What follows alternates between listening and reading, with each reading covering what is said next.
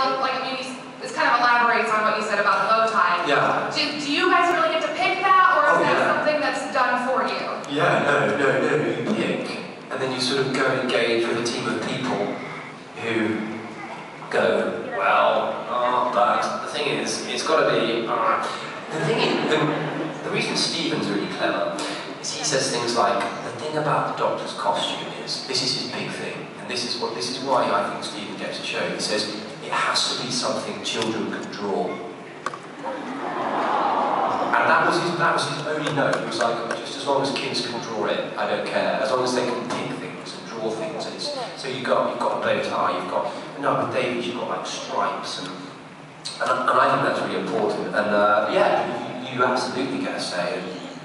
And I always wanted it to keep evolving, which is why it kept sort of changing. I made one mistake. Green coat. Didn't work.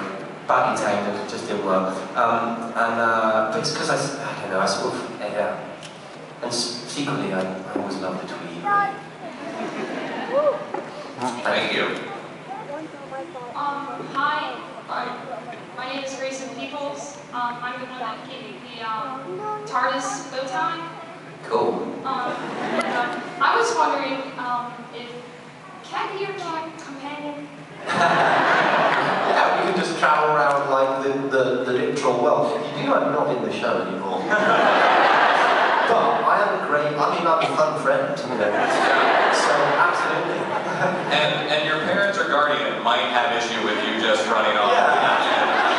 I mean, I've just been on a road trip actually with my best friend. We're in Texas is cool, man. I love Texas. And the people are really nice. You know, I was really impressed. You know. And I saw you traveling around with a football as well. Yeah, today I got football from a nice fan, and then I've been playing with that today. So thanks. Yes, you can be my friend. Yes. Yes. It's officially granted, I guess. Yeah. And additionally, I was wondering if you were going to return to Doctor Who somehow, or if you were going to do something in TV or the big screen. There is talk about a voice cameo in the new season. Is there? I haven't heard anything about that. I will always return to Doctor. Listen, like, even if I'm like 100, then I'll will myself out. Yeah, I'll always return whenever there's an anniversary. When I can come back, I will. We've got like a trooper right here. Yeah. Fans. Hi. Yeah, I met these guys 3 times. Fat boys. Hey. Do you have a question? What's your favorite alien in Doctor Who? Weeping Angel, categorically.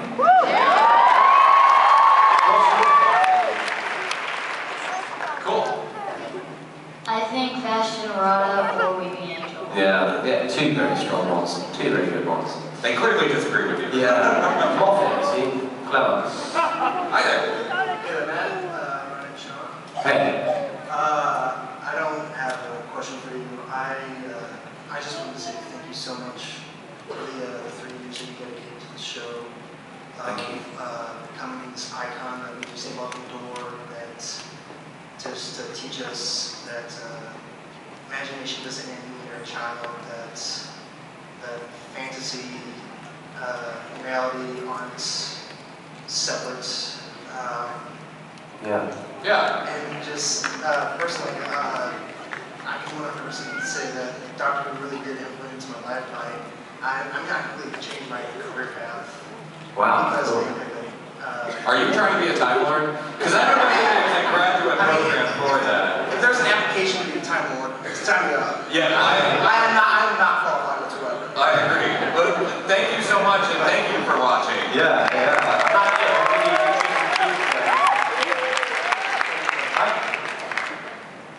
What made you want to be an actor? Do you know what? I used to play football, and I had a really good teacher. I was lucky. The power of teaching is incredible. Like, I had someone that took a risk on me, took a real chance, and he kept putting me in these plays, and I just kept not turning up. Because I thought it was enough. I'm not acting, that's for girls. Like, what? I play football, I'm a sportsman, that's what I do. And then he rang my mum and was like, look, you should be an actor. And he cast me in a play called 12 Angry Men. at school. And I did that play, and then I was like, oh, I quite like this. And then I joined a thing called the National Youth Theatre. I don't know, I just think, and actually I sort of look back on my life when I was a kid, and I loved film, and I had quite a weird imagination. And I used to create like loads of booby traps, and just, I was quite a strange child. Strange is good as well. If you're a child and you feel strange, don't worry, it's going to work out all right. Strange is cool. Strange is actually the coolest thing. And yeah, and so I just sort of, I quite liked, you know, messing around in my imagination. It's cool. Cool. Good question. Thank you. Good question. I have something else to say. Go ahead. Okay. I am also a very strange child. Good. That's alright, man. That's what, listen, power to you, my friend. Keep being strange and you'll be alright. We were a room full of strange children. Yeah.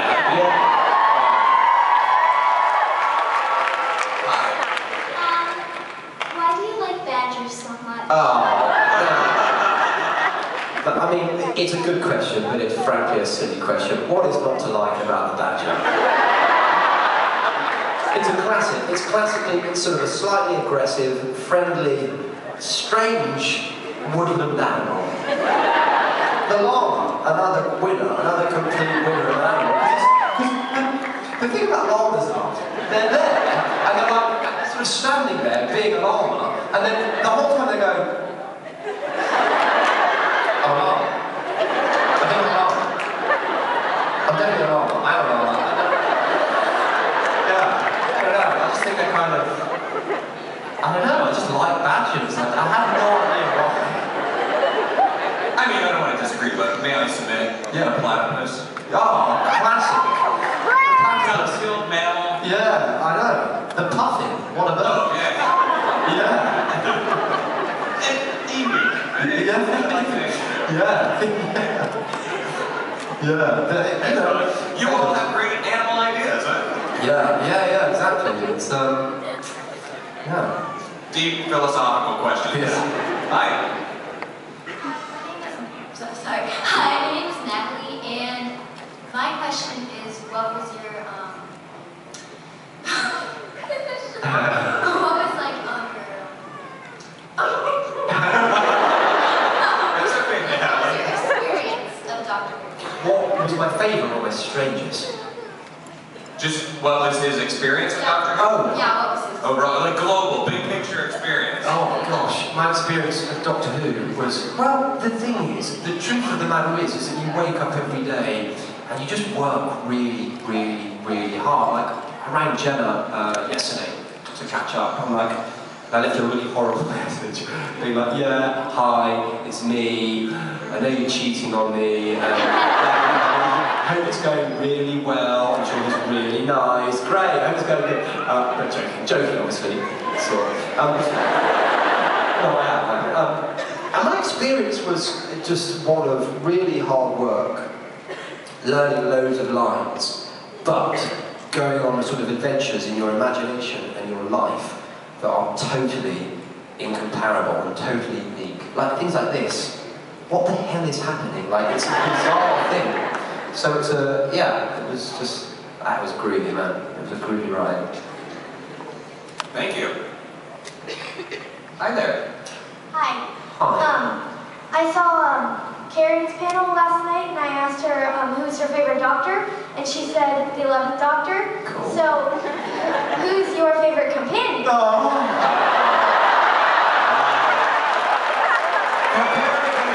Easy question for her. You just set this poor man up. Do you know what's as well? She's setting up with you're the best. But Karen, well, listen, I love them both more than each other. This is the truth.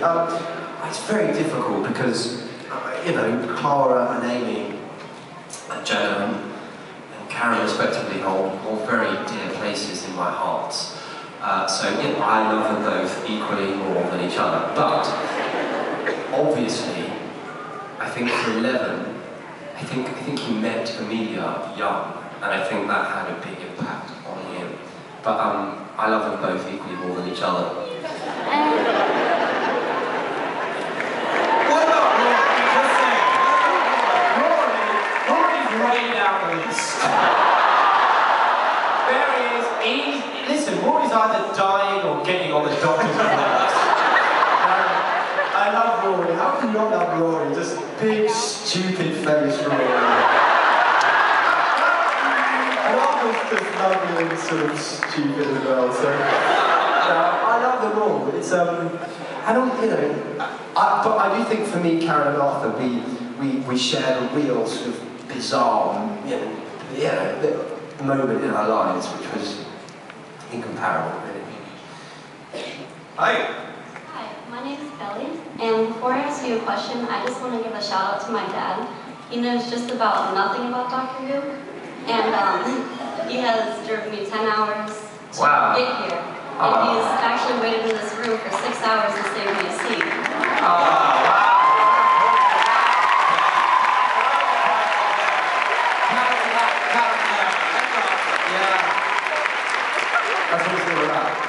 And my question was, each Doctor, when they regenerate, they get a new personality. They have a clean slate, and they can pick who they want to be. Who do you want to see Peter Capaldi portrayed as? Do you want to see him like serious or funny? Oh, gosh, I mean, I would never presume Peter's such a consummate, brilliant, inventive actor. I would never presume to sort of understand where he's going to take it. I just know he'll do something really definitive, and he'll be bold, and he'll be really different. And I think that's exactly what the show needs. You know, I think partly that was why it was the right time for me to go. You know, because it needs that sort of regeneration, and I think we're in really good hands. Really good hands. He's going to be great. Yeah. So Peter Capaldi. He's a cool guy. You know, he's a cool dude. Yeah. Hi. Hi, Matt. My best friend and I have always talked about how our relationship is kind of like 11 and Amy's. And so every time she's really upset about something, I send her the monologue that you say during the Vincent and the Doctor episode about the good things and bad things. Yeah. So there are good things and there are bad things. Yeah, it's nice, isn't it? It's one of my favorites. But I was wondering, what's your favorite monologue that you've had to say in your Oh, God, do you know what it is? I think it has to be just because it has to be when I'm talking to all the spaceships in the Pandora. Because, you know, looking back on it, I was so, and there was a real, I think probably some of my best work was in that first season because I was actually taking real risks, and that was a real moment. That was really me going, I don't really understand this part, I'm just going to have a right old go at it. And I think that, I just think it's a really well-written speech. But, I mean, Stephen is great at giving you right big barnstorming speeches, so, but I think that's probably my favourite. Did you get through the final monologue in the Christmas episode in one take, or was that a hard one to push through? It's very interesting, that Christmas episode.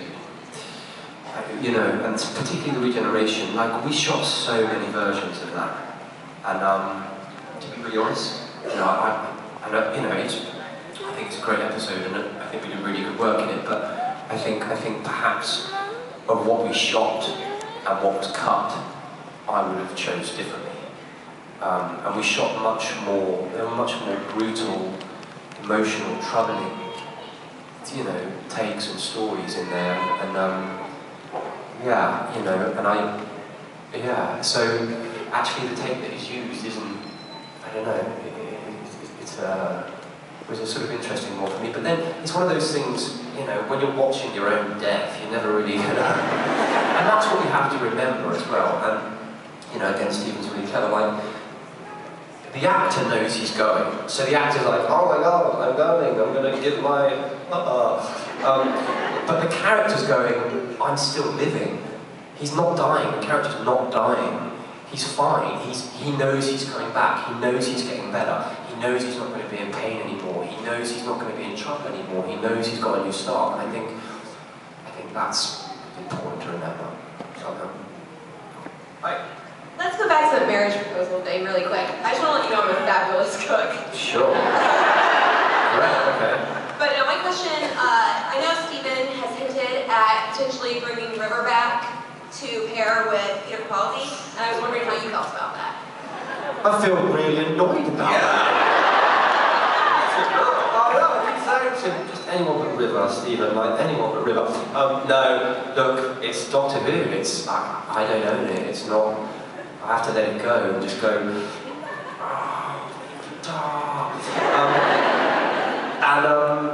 I think they'd be really good together. And it's the Doctor. It's not me. It's the Doctor. So for the Doctor, I think for the fan, and I think for the Doctor, then it's probably a good thing. But don't do it, Stephen, if you're watching this on some sort of YouTube repeat. Don't do it, Stephen. Thank you. Thank you. Don't do it, Stephen! Heather, I was wondering, looking back at the beginning of season 5 and comparing it to what the Doctor is like at the end of season 7, there's an obvious change and growth in the character. It's very different. Can you shed some light on the transformation of his character and the processes you went through to change that as an actor? Yeah, well, I mean, that's a really good question. And thank you, Lee, for noticing that there was a big difference. I was really keen that there should be. Yeah, well, you know, I think the Doctor, when he's my Doctor, sort of started out like a newborn lamb, going, I've got limbs, but I don't really understand what they are. And, you know, I think, for me, the really interesting major character point about the Doctor is that if you look at the blood on his hands over the years, I mean, he's killed whole civilizations, empires, you know, beyond empires. He's lost, he's killed many, many innocent people, you know, by the greater good. And I think ultimately, which is why I think he's so sort of weird and silly and blah, because if he wasn't like that, then he'd end up, you know, sitting in a dark room and going, what have I done? And so I think that sort of, that burden and living with that burden has to affect any man, and seeing that snap and break. And I think the loss of Amy really screwed him up. Thank you. Thank you. You're brilliant. Oh, thanks. Thanks. Hello, sweetie. Hello.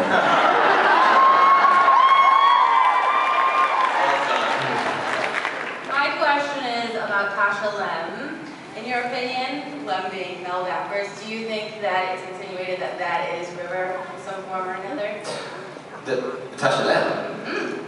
Oh gosh, I mean, because of the Well, she length. shares a lot of her qualities, and there's. She does share a lot of her qualities. I think River is. No, because I think that the Doctor. I think he's so much. I think he actually loves River in a way that he sort of doesn't love anyone else. Yeah, River's a space vixen, you know. She's just some crazy woman that runs a church. I mean,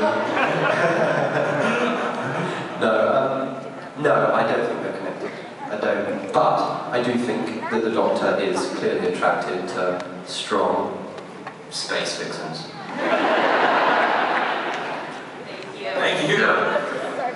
Hello, sweetie. Hello, My name is Phoebe, and I don't know if this is pushing the limit of getting too wild and crazy, but would you do the drunk giraffe dance?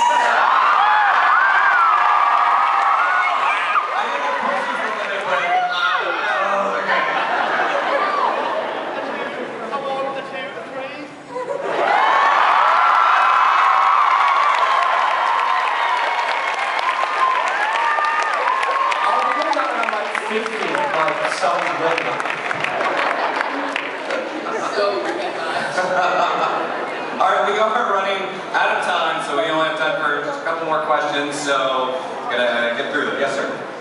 Oh, man, sorry. Sorry. It's okay. My question is about Nightmare on Silver. Matt, you played, I guess, the cyber thing. Yeah. Mr. Clever, right? Yeah. Yes. And also yourself as a doctor. I was wondering, how did you approach that? It was excellent. Thank you very much. Well, I mean, again, I was always really interested, and I think had we carried on my tenure as the Doctor, it probably would have explored, you know, him getting worse and worse and struggling more and more, and becoming ultimately more and more sort of villainous somehow. Not villainous, but struggling with the sort of the weight of responsibility that he's under. And I just think, wouldn't the doctor, the way I approached it was, who would be the best villain in the whole world? The doctor. But wouldn't he be the best because he's the cleverest, he's the sharpest? I mean, he'd be a total, utter mastermind. And he'd be mean and savage and sort of, you know, ridiculous as well. So I sort of just was like, make him really bad. Cool, thank you. Hi. Yep, over here. Hi. My name's Duncan, and I wanted to know, what was your favorite season of Doctor Who to act in? That's a good question. Do you know what was really fun? And it really was really early. It's because they built us an actual slide. In the beast below, we slide down into some sort of goop. We land in like all this cabbage and stuff. Actually, I say it was really fun. It was fun like the first 2 times, and then on like take 23, you're like, oh god, it's really cold in the goop. But that was fun. I liked all the, I used to like all the bangs and explosions, and because they do so much of the acting for you. But what I really loved is, I used to love, because I thought it, when you see him at his most alien, is when he's in sort of domestic situations. So I quite liked all that stuff with Craig Owens.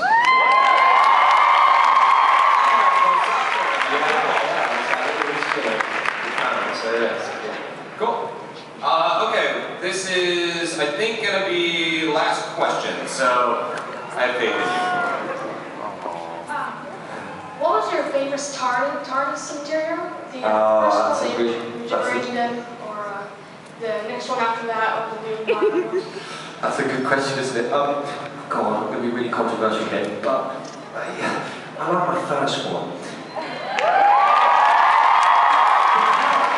I just couldn't get around it a bit more, and I just felt it was a bit like, just acting, I could be much more expressive in it, and I used to like the rhythm of going, and in the latter one I felt it was slightly more mechanical, which is a good thing for the show, and a good thing for the sort of the heritage of the show, and honouring what the TARDIS is and the machineness of it. But yeah, for me it was my first one.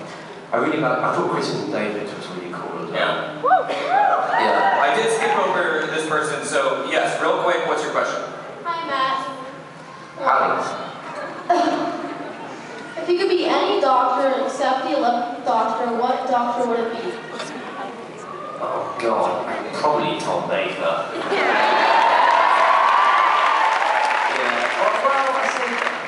Somewhere between Baker or Chapman, but I don't know. Baker or Chapman, yeah, Baker, there is. We've decided. Baker. We have decided it's Baker. Alright, and finally, again, there's a lot of sonic screwdrivers out there, so what is the proper sonic screwdriver strategy or gesture? How is one? For me? Well, the thing is, with mine, these are, you know, there's a little button, isn't there? But mine was weighted, so I would always go, and it was never meant to do this, but I quite liked that guy Riff in the Jets, and he used to have a penknife, and he used to like flip it open, so that's where all of that, like was love. So I can scratch it like it's a, oh, and then yeah, I don't know. But yeah, of course, Liz. We love you, Matt! There you go.